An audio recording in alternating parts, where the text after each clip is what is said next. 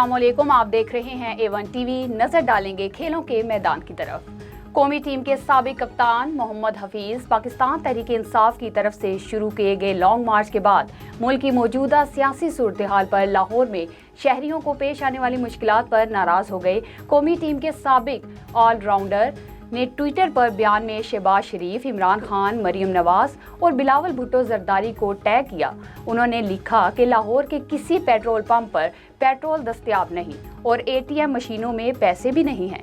आम आदमी को सियासी फैसलों की मुश्किलात भुगतना पड़ सकती हैं। पाकिस्तानी क्रिकेट टीम के साबिक कप्तान शाहिद अफरीदी ने कहा कि खुदारा इस मुल्क को एक जमहूरी रियासत रहने दें। ताकत का बेदरीग इस्तेमाल, चार दीवारी का तकद्दुस पामाल, लाठी गोली की यलगार, अमरीयत तो हो सकती है, जमहूरियत हरगिज नहीं। शाहिद अफरीदी ने लिखा कि इख्तिलाफ और एहतजाज एक बुनियादी हक है और यही हक हम 22 करोड़ इंसानों को एक कौम बनाता है। खुदारा इस मुल्क को एक जमहूरी रियासत रहने दें। पाकिस्तानी फास्ट बॉलर को अफगानिस्तान क्रिकेट टीम का बॉलिंग कोच मुकर्रर कर दिया गया, जिनका मुआहदा आइंदा माह जिम्बाब्वे टूर से शुरू होकर रवां साल के इख्तिताम तक जारी रहेगा।